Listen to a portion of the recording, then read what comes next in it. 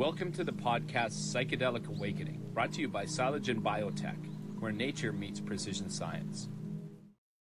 Hello, everybody, and welcome back to our podcast Psychedelic Awakenings. And today, we're very excited to have Fabian Henry joining us, and he's got some really good insight as a veteran of the Canadian military and now the founder of Veterans for Healing.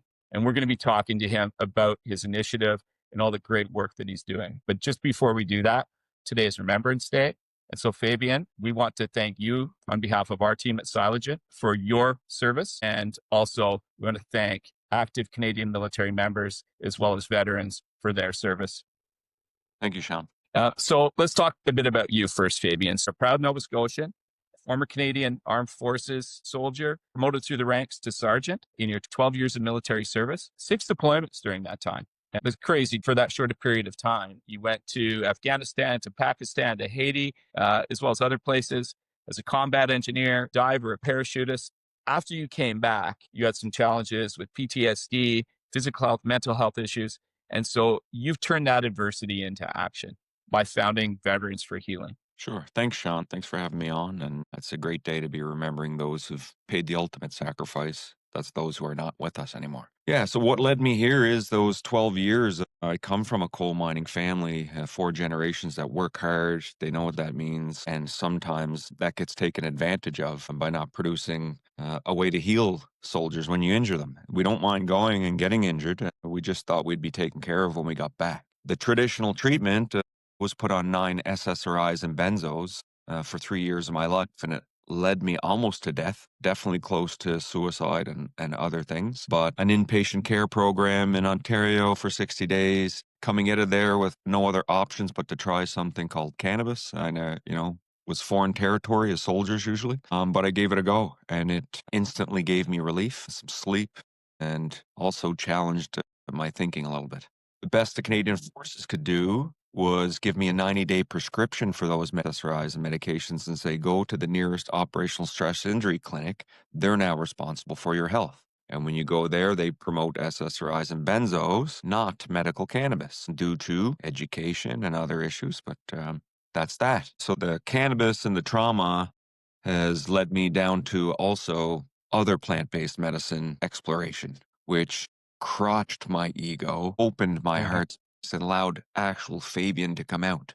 No more needing pats on the back anymore. And yeah, that led to Veterans for Healing and a total health approach versus there's only one way to heal. Yeah, incredible. Let's just stay on Veterans for Healing for a moment. And can you tell us a bit about the scope of services now that you're providing for veterans in Canada? Yeah, it's quite amazing with an interdisciplinary clinic approach. And we have currently over 40 practitioners working for us, helping veterans from psychiatry to MDs, nurse practitioners, social workers, psychologists, registered counseling therapists, chiropractors, massage, and more importantly, VAC navigators that help you navigate the complex system to apply for benefits and to know what you're entitled to, and then have a compassionate team to action that application, and then have land-based healing provided. We create a roadmap for folks, kind of like when you join the military, they hold your hand and help you through all the paperwork. It's kind of what we're doing when you get out, and we're helping you with your paperwork, your treatment, and also your aftercare. The idea that we provided at VFH is a bunch of tools around the patient that they can take options and grab hold of what's working for them. It needs to be inclusive, not this is the only thing that works and you must. Now let's turn our attention back to plant-based medicines for a minute. You've been pioneering this for veterans, and you mentioned cannabis, and then you mentioned to explore beyond cannabis. What is the beyond cannabis piece for you? And I want you to tell me what you feel based on your own personal experience. Was it more effective? And if so, why than traditional pharmaceutical approaches like SSRIs, antidepressants, et cetera? Yeah, thanks, Sean. I really respect the medicine. I've been mentored by some medical professionals. I've had transformative experiences with substances like ayahuasca, 5-MeO-DMT, MDMA, and psilocybin, and cannabis. And these medicines, there's a lot of education to go with those. Now, personally, it has brought me to the depths that I couldn't get through traditional treatment. To work on my complex trauma, it's a deep moral injury in there. And I couldn't get there with CBT, EMDR, and SSRIs and alcohol. And this wasn't working, scratching the surface type of stuff. And when I tried 5-MeO-DMT, ayahuasca, and psilocybin under the supervision of professionals. And I was guided in ceremony with intention and, safety. Could not believe what was shown to me by the medicine. And that was, first of all, my ego. And second of all, to love people and to change, which is something a soldier don't say. We're not even allowed to take a knee. Yeah. We're not even allowed to go to the MIR or the hospital and say, we need some help. Don't do that. You'll be on the right-hand side of the parade square with the sick, lame, and lazy, and you'll be chastised. And that's the culture of the Canadian Armed Forces, right? And it's a common thing I hear from our patients. There's nothing on the medical record about your feet because you didn't go say nothing, because they would have chastised you, man. You would have been called weak, but they've taken advantage of that culture and deny a bunch of claims. So the medicine has helped me challenge systems, my own system, my own ego, think differently, go deep. And ultimately, I started with loving myself first and not looking for pats on the back from other people, to then caring for my family and my community. What Yeah. came from that is Veterans Good for for you. Healing, new way of healing, and a roadmap that's working and showing positive patient outcomes over and over.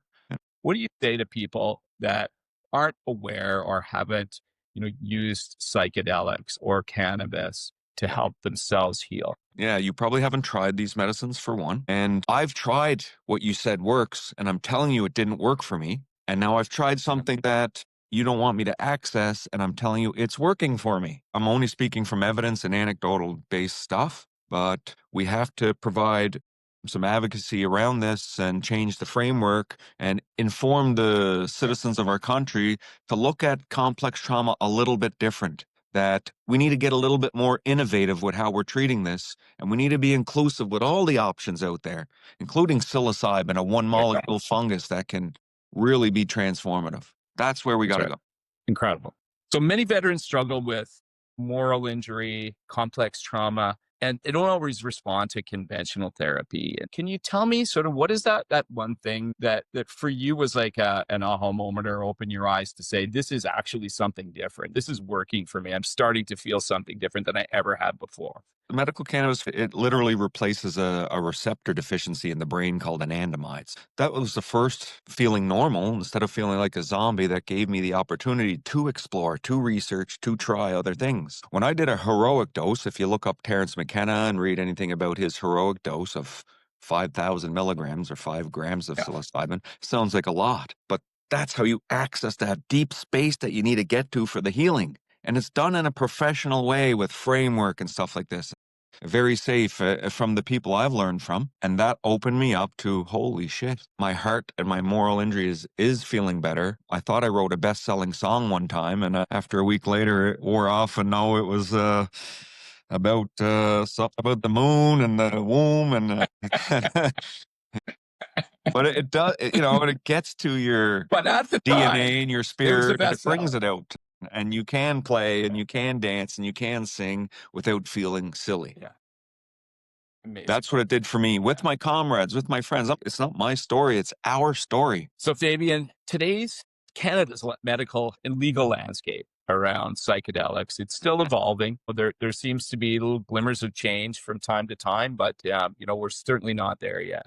What do you see as the biggest barrier preventing broader access for veterans right now to medicines like psilocybin, cannabis, et cetera? Yeah. You hit it on the head, Sean, with saying the framework, and that's part of what's wrong, is having something like a special access program and having to navigate, be part of a research to get access to psilocybin is slowing down the healing process for veterans, for your people, by setting up this intense framework for the one molecule fungus.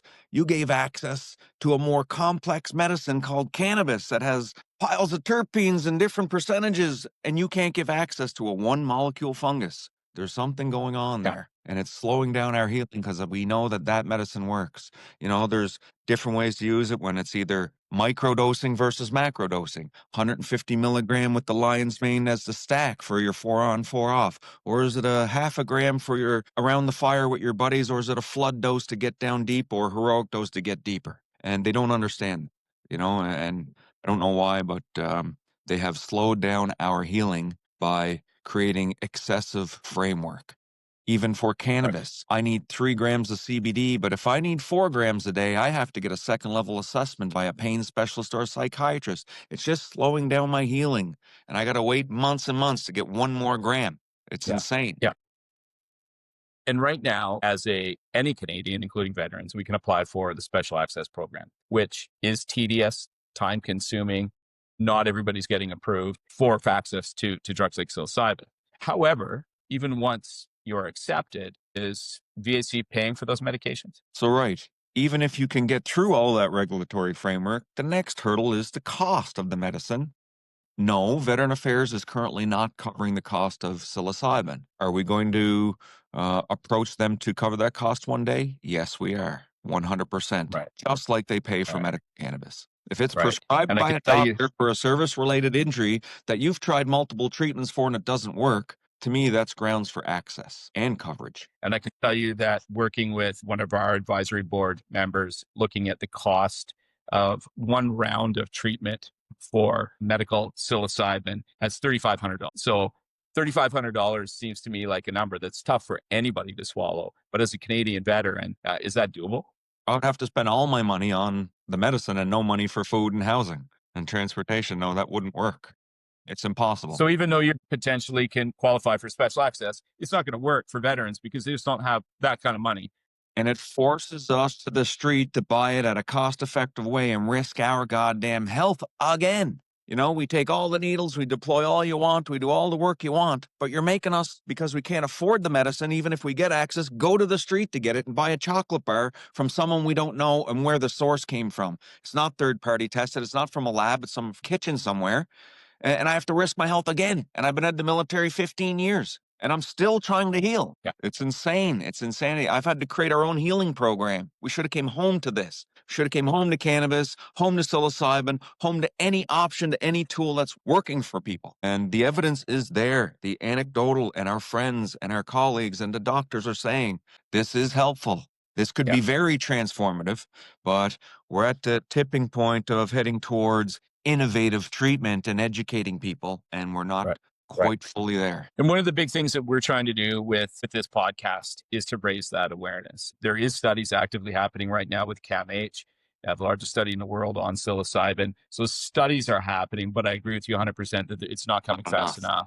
That comes back to investment, Sean. Like, they're not investing in it because they're not on with the psilocybin. Otherwise, they would have invested in the research already. And they say they got money to invest in mental health. This is mental health at its finest. Imagine if I could get a nice, safe source and dose appropriately and know what's in it. I'd probably do even better. Yeah.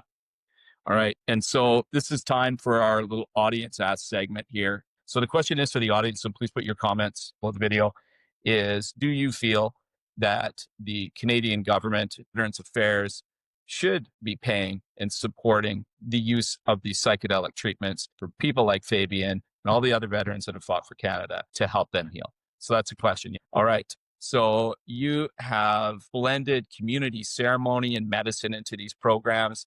How important is the setting and the culture that you've created at Veterans for Healing to help the actual healing aspect?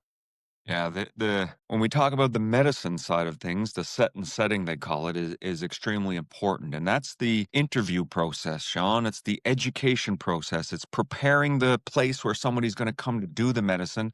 It's executing on what you said you would do, and then it's following up aftercare. If you don't do it in that kind of framework, you're doing a disservice to the person who's trying it for the first time and they're vulnerable. Because you can actually take too much and have a very scary experience. It's a real thing. The support system is equally as important as the medicine, in my opinion. So it's an exciting new project coming up here for you at Veterans for Healing. You're going to be offering your own brands of functional mushrooms, which are legal in Canada. For example, lion's mane, chaga, reishi, other types of functional mushrooms. Tell us a bit about that project. We are launching our own website, our own functional mushroom brand. It'll be on our website. You'll be able to order this, come right to your doorstep. Very affordable and a great tool to add to your healing journey. Your food, your medicine, your exercise. This is another tool. We're excited to be launching that soon, John. Yeah. Amazing.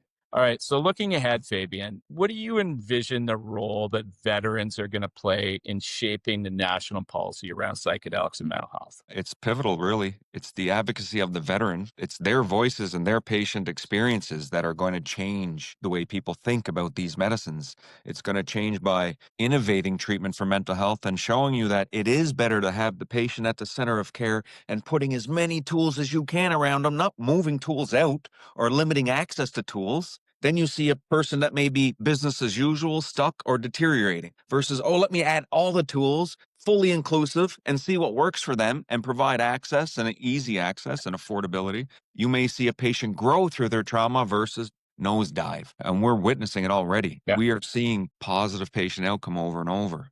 And there's something that we need to focus on here, but it's a lot of work and it's going to be done through veteran advocacy and patient advocacy, physicians and medical people backing up those patients, and then the literature coming out, funding for research, and holding people accountable that are sending our sons and daughters to war. And for somebody that's been there, has been to war, has been through the hell of coming back home, fought through that journey, and utilized psychedelics and cannabis as one of those tools, do you believe that we can redefine trauma recovery for all Canadians, including veterans, if we open these doors? Trauma recovery is being redefined real time.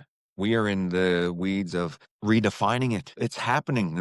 It's being redefined, but yes, that is the future, and it's not going to be able to be stopped because it's working. And now it's a matter of getting it right and dialing it in tight and tight. And what I can tell you for those Canadians that you've asked questions to is, before they answer, to think about this one statistic, is that we've lost 158 men and women to the Afghan war. And we've lost way more to the folks who made it home to home soil and took their own lives. And if you're going to deny them innovative treatment for that issue, you're going to have to check yourself, folks. I don't think I have anything that I can add to that. And thank you. Thank you, man. Those are very powerful statements. We can see the passion every time we talk to you, and we truly thank you for the work that you're doing. So veterans right now who are going through difficult times that may be interested in Veterans for Healing, how do they get in touch? What do they do? So the first step is to make the phone call or send an email or sign up on the website at v4healing.com, 902-564-0529. That's how you first start. You'll get a call with Fabian, John, Patrick. You'll do an intake with us. We'll see what's going on by, and then we'll start navigating if you want. Optional. My last thing here, Sean, is lest we forget on Remembrance Day the sacrifices of those who are not with us and their families. Thank you. And thank you to all of those very, very brave individuals like yourself. Thank you.